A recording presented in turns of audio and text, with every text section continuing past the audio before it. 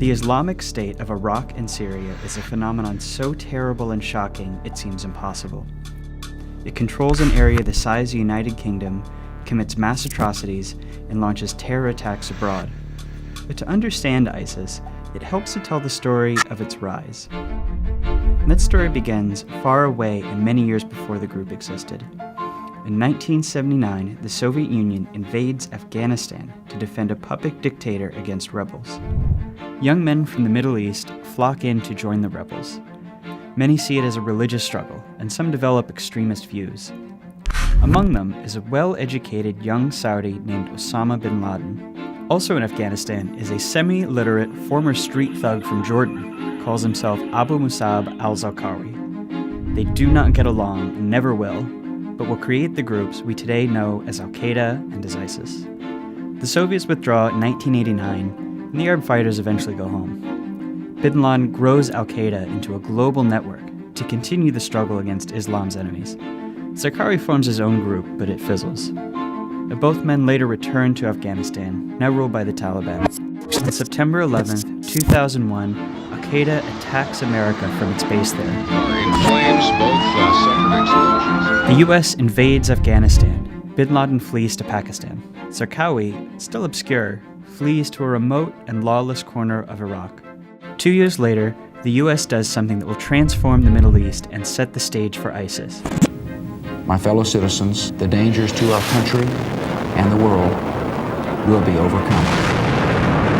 The Americans topple Saddam Hussein's secular, mostly Sunni dictatorship, and it disbands the Iraqi army. Thousands of Sunni Iraqi soldiers, angry and unemployed, join the insurgency. Jihadist groups, who are also Sunni, see this as a repeat of the Soviet invasion of Afghanistan, and again they flood in to fight. Zarqawi is among them. Zarqawi's group eventually becomes Iraq's most ruthless. He especially attacks Shia, deliberately sparking a Sunni-Shia civil war. By 2004, Zarqawi is a jihadist superstar. Al-Qaeda, isolated and weakened, attempts to bolster its image by forming an alliance with Zarqawi's group, which becomes known as Al-Qaeda in Iraq.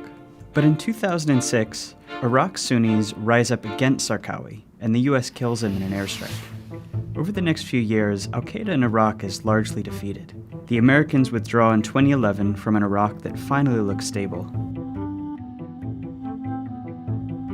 2011, the Arab Spring spreads across the Middle East. In Syria, dictator Bashar al-Assad cracks down violently on protesters. They eventually fire back, leading to a civil war. Assad fears the world will intervene against him, so he releases jihadists in large numbers from Syrian prisons, tinging the rebels with extremism and making it harder for foreigners to back them. Back in Iraq, what little remains of Zarqawi's group is still allied with Al-Qaeda, but now known as the Islamic State in Iraq. It's led by a bookish religious scholar who calls himself Abu Bakr al-Baghdadi. In 2012, Baghdadi sends a top deputy to Syria to start a new Al-Qaeda branch to fight alongside the rebels, Jabhat al-Nusra. Baghdadi attacks a series of prisons in Iraq, frees former jihadists, and recruits new ones, growing stronger. In April 2013, Baghdadi announces he is taking control of all Al-Qaeda allied forces in Syria and Iraq. His group expands into Syria, becoming the Islamic State of Iraq and Syria, or ISIS. But Al-Qaeda rejects Baghdadi's power grab, and in 2014 formally exiles him. The two jihadist groups, long at odds, are now at war.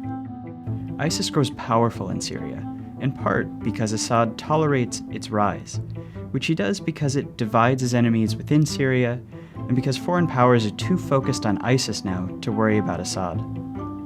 By June 2014, ISIS has built an army in Syria, and it launches a military-style invasion into Iraq. The Iraqi army, weakened by corruption, folds with little fight, and many Sunnis are tired of their Shia-dominated and increasingly authoritarian government, and welcome, or at least tolerate, ISIS's arrival. Within days, ISIS controls a third of Iraq and a big part of Syria. ISIS's goal is more audacious than anything imagined by Al-Qaeda: to revive the ancient caliphate and expand it to encompass all Muslims. It earnestly believes its holy war will then bring about the apocalypse as foretold in Scripture. Thousands of Muslims, mostly from the Middle East and from Europe, flock to join the group. Some join for religious reasons, but many are just disillusioned or angry and feel that ISIS offers them answers and a purpose. But ISIS quickly overreaches. That August, it invades Kurdish territory in Iraq and Syria, sparking counterattacks from better organized Kurdish forces, launches a genocide against Iraqi Yazidis, and murders the American journalist James Foley on camera, outraging the world and provoking an American-led air campaign against it. ISIS can't withstand the onslaught and loses more than a fifth of its territory. But in response, it begins launching increasingly spectacular terror attacks abroad in Tunisia, Kuwait, Sinai, and then Paris. And so-called lone wolves, inspired by ISIS propaganda, also launch attacks, though they're often amateurish and less effective. Eventually, ISIS will lose its state. It is simply too weak, has no allies or outside funders, and is surrounded by enemies.